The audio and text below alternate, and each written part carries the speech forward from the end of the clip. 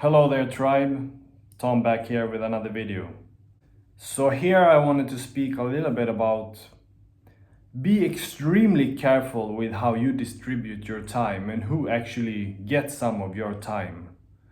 And I'm speaking about work relations, friends, family, people that you meet along your life, but specifically people who are all friends, acquaintances, people that are in your circle basically.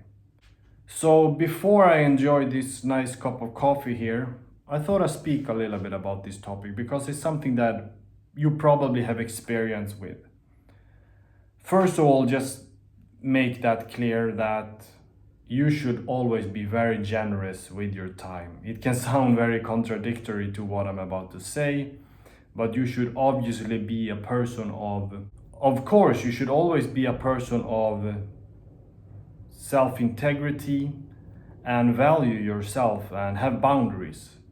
But definitely be available for people that you want to help and help people because you don't expect anything to get back to you. There's a very toxic mentality to live by. I'm only doing this if I have something in return.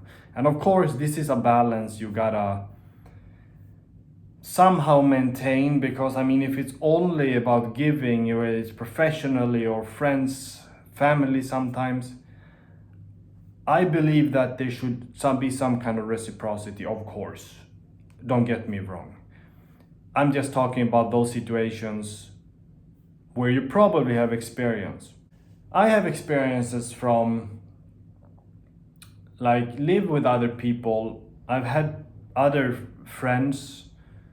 You know that you are reaching out to people that you grew up with, you checking in. I was actually very happy the other day. I had an old friend, I mean, it's a friend actually, but not someone that I'm staying on a regular contact with, who reached out to me too. And that always, it's lovely, you know, it's a very nice thing that when that happens. But then there are those situations when you've done the same and you just realize that you're ignored, or it's ghosted, I guess it's called, also people who just they see your message but don't respond to it. And the same thing goes with this is a little bit interesting actually.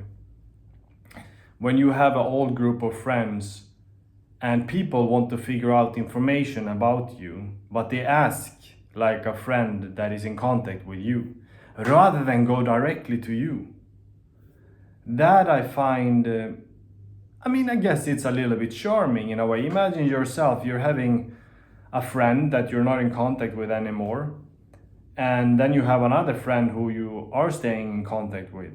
But that person who is not really a friend anymore, so to say, is just an old friend or something.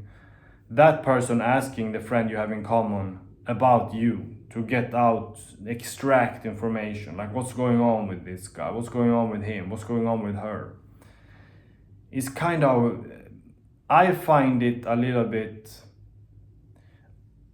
it's a balance there also. I mean, if you are asking something like, oh, you have been speaking with Charles or whatever, you know. Okay, so how is he doing nowadays? You know, when you just that brief conversation, just very spontaneous. I mean, that's normal, I guess. But when you are asking actively, extracting, what is that person doing now? What happened there? Or whatever information they found about you online or social media. They ask that common friend about you, or me in this case, to find out more. I found it very strange and very weak actually. But I guess it's a little bit charming.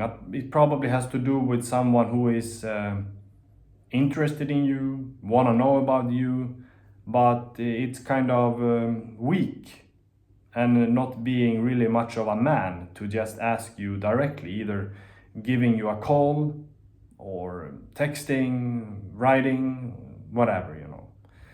But I guess that's how people are. People like to gossip, and that's where this thing comes in that is very, very valuable and very vulnerable. Your reputation. People will always like judge. Think about it. You have experience like in a circle of friends or from school or a workplace. People will only know that part of you, which is still like you, obviously, but they will judge their whole understanding of what you are, what you were from that time, from that moment, from that time you spent together. And that is fair enough, but also understand that this person probably have evolved, developed, matured, or grown up, basically, become a, it's not like a teenager anymore, for example. It's, that is also, I find very interesting, how people are so quick to judge. We are living in a very, I'm writing an article on that right now. It's a part of my article, how we living in such a digital kind of environment where everything is seen, everything is basically done. There's nothing new under the sun, essentially. And still, so people are quick to judge how you look, how you speak, or what you did. And also a lot of negativity. Instead of just like, but then it's interesting, from one moment to the next, that is just gone.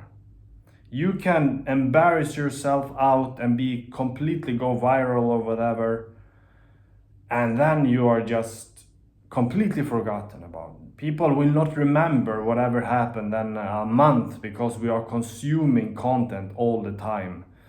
And that is scary. And that also leads into this other thing about we're living in this age where there are many people who are very qualified in the world. Of course, we have many good people with great skills and experiences, but we are living in that kind of attention economy and content economy, where people are sharing so much, and it's not for the idea itself.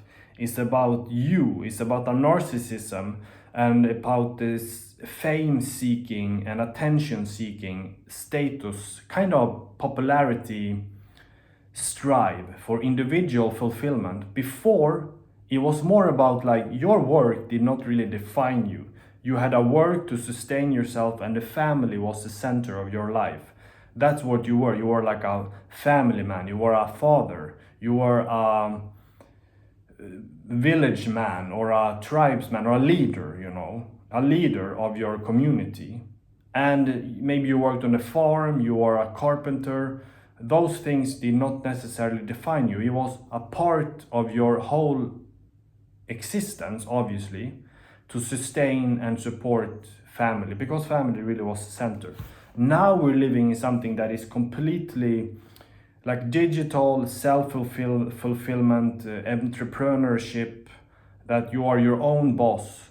And we see this going down in ages.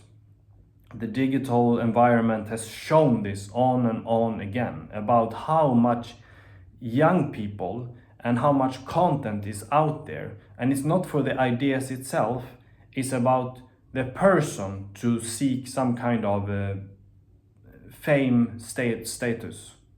That's what it gets down to. It's about the individual to have a fame, popularity, following count. That's what it gets down to. So that's why we also see so much content that is actually, there are ideas and there are people who claim themselves to be famous, but when they in fact have not really accomplished just about anything.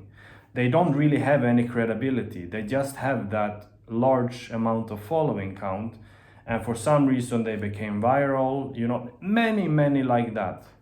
I have this other experiences where people just, like I mentioned, they talk maybe down to you, or they ignored you, people that you have lived with, people that was part of your life at some point. Now I have come to a point where I just realize the nature or the reality of a lot of people. I come to that reality that I think people are actually, a lot of people are dumb. And there are a lot of people who are very egotistical. in a world where we should actually be way more empathetic towards one another. That is my firm belief. This thing also, people that you had a partnership with or worked with or lived with, and then, for example, you are removed from their social media. In a way, this is so liberating and it's very interesting, and it can, from the outside listening to me now, it can seem like this is something that bothers me or is like a big deal. It's actually the contrary. It's very freeing or liberating to know that people like that is not attached to me, or they are not a part of my world or my reality. And of course, I think about these scenarios of experience that I've been through, obviously, just like anyone else probably would. But then it's like you realize that you are ignored or removed, even on social media or whatever it could be. That is just like, okay, now I know once again about people who are worth my time. They are going to come people, they are going to go people, you meet people throughout life, coming and going. It's a few that stays. And friendship is something that is difficult to develop, but I am very fortunate that I have developed some really good friendships and acquaintances and relationships in my life and recent times. So in that regards, I am really, really blessed, and I remind myself of that very often. Actually, suddenly you can be contacted, and it warms you. Obviously, it's nice to be remembered. Someone was thinking about you and they reached out. And then there are also those moments that you realize, okay, you did that to someone, but you got nothing in return. And ghosted, ignored, whatever you call it. It just explains the truth of some people.